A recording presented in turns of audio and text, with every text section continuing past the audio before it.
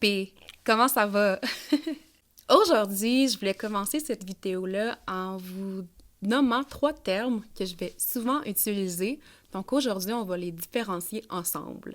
Les mots sont Inuk, Inuk, Inuit. Inuk, I-N-U-K, c'est le singulier, ça veut dire une personne. Je vais utiliser Inuk aussi pour nommer 2 personnes, I-N-U-U-K. Et on a Inuit, I-N-U-I-T, qui est le pluriel de Inuk.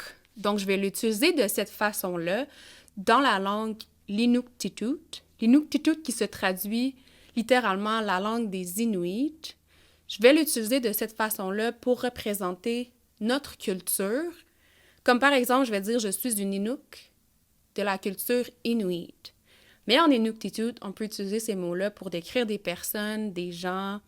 Je sais pas si c'est un peu plus clair, je sais que ça peut être mêlant pour certaines personnes, puis je sais aussi qu'on est mêlé avec le mot Innu, I-N-N-U. Parfois, les Inuits vont se faire appeler Inuk, mais non. Les Inuits sont à l'est du Québec, puis un peu au Labrador aussi, mais après ça, les Inuits, on est dans l'Arctique, au nord. Ça va être tout par rapport à ce qui est des termes.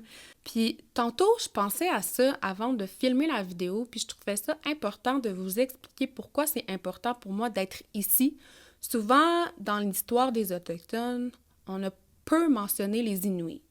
Comme par exemple, je me rappelle au secondaire, on avait mentionné peut-être 1 à 2 fois le détroit de Bering, comme quoi les Inuits venaient de là, mais c'était presque tout par rapport aux Inuits.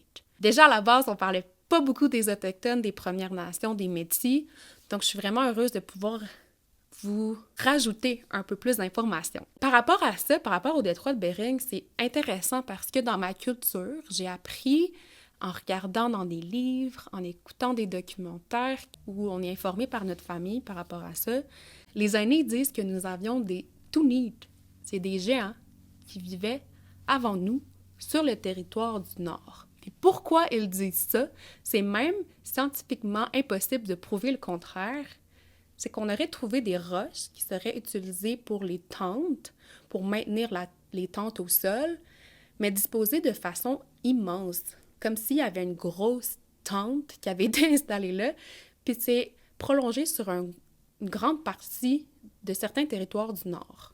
Pour moi, c'est vraiment intéressant de vous partager ça parce que on transmet ça aux jeunes, à nos enfants, petits-enfants, puis même aujourd'hui, il y a des livres qui parlent des géants. Ça fait une belle histoire à partager, je trouve ça encore plus impressionnant.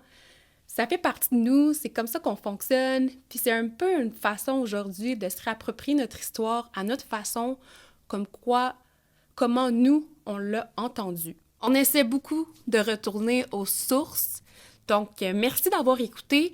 Je vais, dans la prochaine vidéo, vous parler d'un sujet un peu plus sensible, qui est sensible pour moi en tout cas, parce que ça parle d'une grosse partie de notre histoire, c'est la relocalisation des Inuits.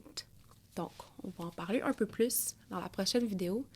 Merci beaucoup, Nakurmik. Bye!